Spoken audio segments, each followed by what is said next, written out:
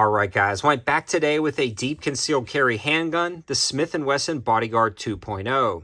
I believe this pistol is a game changer for pocket carry and deep concealed carry because of the specs and features, concealability, price, and overall controllability of the pistol down at the range or in a defensive scenario.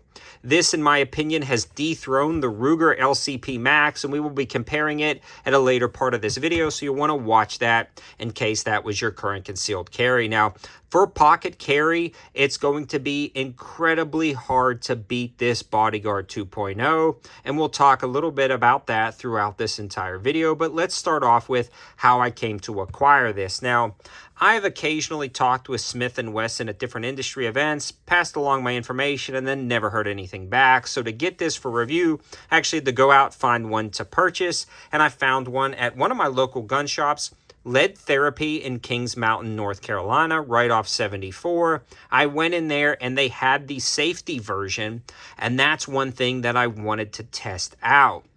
Now, the safety may not be right for you, and they make this pistol with or without a safety, but I figured I would test the one with a safety because I feel like that is a good option for certain style carry scenarios.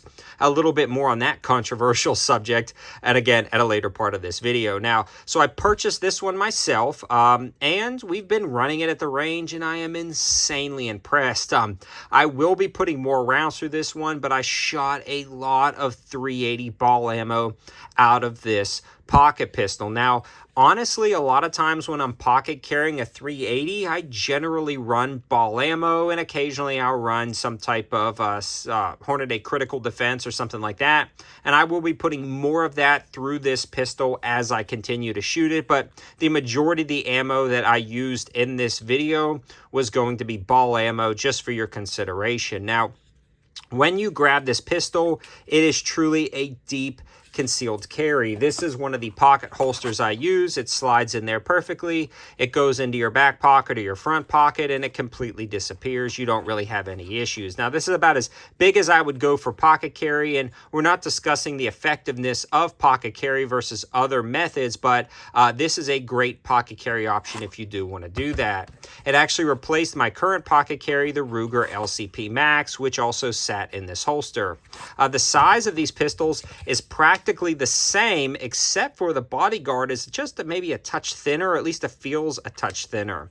When it comes to height, they're about the same, and the overall length, I think the new 2.0 is a little bit longer, but it doesn't matter much, and they truly carry about the same in your pocket, so no real differences. The real difference, though, in how it feels in your hand.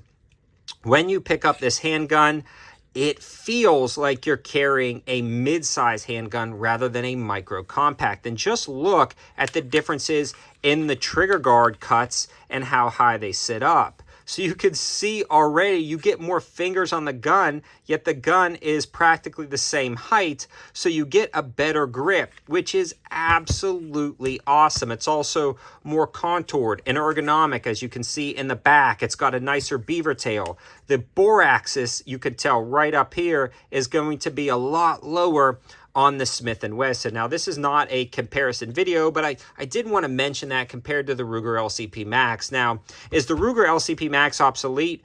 No, because currently you can grab these for about two and a half bills. So this is a great price on a lot of these right now. If you're interested in stuff like that, you can check out the campsite page, whereas this one is about $4.50 right now. That's where the price point of this guy sits. So something to consider, but I honestly think it's worth every penny.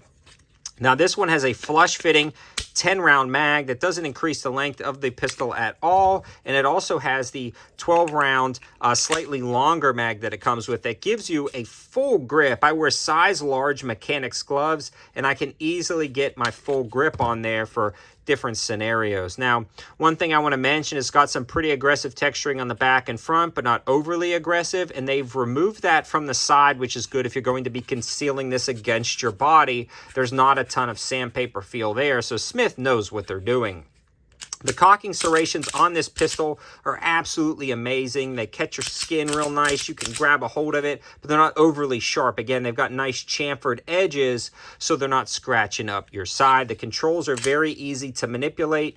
No issues there. And the sights on this thing are amazing. large U-notch with anti-glare serrations.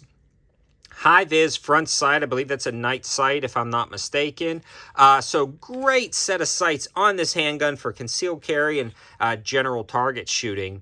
The mag release on this guy stays out of the way of your hand while shooting. It doesn't interfere, but it's super easy to swap out the mags for reloads. Again, a very high undercut on the trigger. And speaking of the trigger, we'll clear out all ammo from the table and check one more time.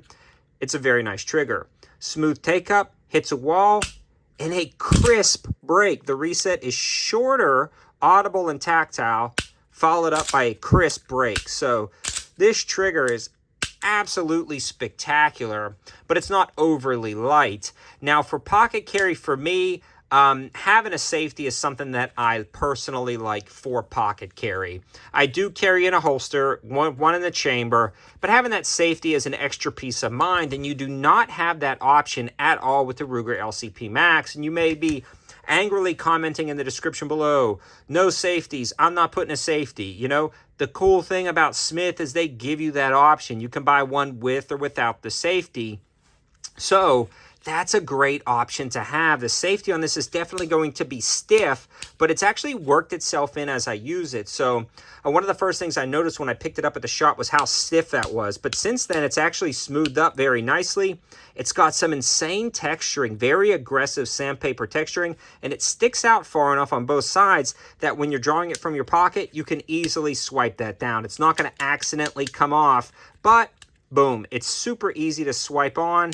A little bit harder to put on, but just, I mean, that pops down no problem. So when you're drawing your pistol, you can pop that off and take your shots. So I love the fact that this has a safety. For me, it gives me that added peace of mind of carrying one in the chamber, in the pocket, as a great pocket gun in case something else gets in your pocket, gets near the trigger. It's just that peace of mind, and it works out great. And I'm glad Smith has included that. So drawing from the pocket, I did that from the range a ton.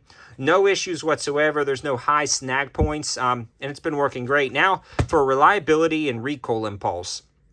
This shoots like a full-size handgun. The recoil impulse is straight back into your wrist. It is not snappy whatsoever. It's easy to keep on target. This is a tack driver. This is one of the nicest shooting 380s I've ever picked up, hands down, yet it's super lightweight. I don't know the magic that Smith is doing inside this handgun, but they are absolutely killing it, and this pistol is amazing when it comes to recoil, impulse, and controllability. Now, for reliability, it was 100% functional, ejected the shell casings to the stratosphere, no reliability or feed issues whatsoever, and I ran a ton of rounds through it. Again, I didn't run a ton of concealed carry ammo. We will be doing that in the future in an update video, but I'm absolutely confident.